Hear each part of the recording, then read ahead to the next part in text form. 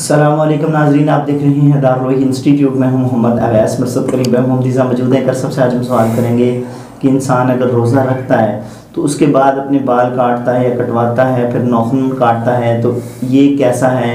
اسلام ہمیں کیا اس کی رہنمائی کرتا ہے؟ آج ہم شیخ سے پوچھیں گے۔ السلام وعلیکم السلام ورحمۃ اللہ وبرکاتہ۔ بسم اللہ الرحمن الرحیم۔ ویسا بال کٹوانا فطرت ہے، ناخن کاٹنا بھی فطرت ہے، اور اسی طرح اور بھی کچھ چیزیں ایسی ہیں جیسے بغلوں کے بال، زیر ناف بال، یہ سب فطرت میں آتے ہیں۔ تو آپ بال سے مراد کون سے بال لے رہے ہیں؟ بال یہ سر کی کٹنگ کروانی، زیر ناف بال کاٹنا۔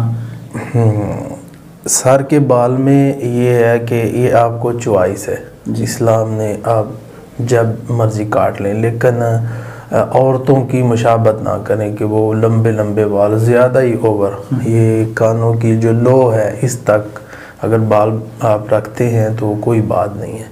تو جو ہے زیر ناف بال، یہ 40 دن سے اوپر نہیں جانے چاہیے۔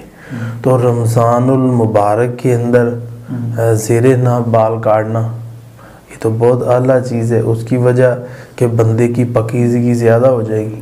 اسی طرح بغلوں کے بال ہے، ویسے تو سمیل ہے، گندگی ہے، بندہ دیکھنا پسند نہیں کرتا بالوں کو، تو اگر کاٹ دے تو یہ اس سے زیادہ بہتر ہے۔ اسلام نے کہیں نہیں منع کیا، نہ قرآن میں منع ہے، نہ حدیث میں منع ہے، کسی جگہ پر بھی ہے۔ اسی طرح سر کے بال ہیں، بندہ کٹا سکتا ہے، اس میں منع نہیں ہے، نہ ہی اللہ کے رسول کا کوئی حکم ہے کہ نبی صلی اللہ علیہ وسلم نے فرمایا رکھو، یہ بھی نہیں ہے، نہ یہ ہے کہ کاٹ دو، یہ بھی نہیں ہے۔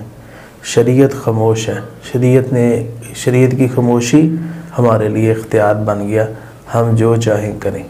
لیکن جس چیز پہ شریعت نے آگے روک دیا ہے، جیسے بغلوں کے بال ہے، 40 دن سے ابو نہیں ہونے چاہیے، پیچھے سے دن آ رہے ہیں آگے، تو ہمیں فوری صفائی کر دینی چاہیے، کیونکہ ہم نے قرآن پڑھنا ہے، ذکر کرنا ہے۔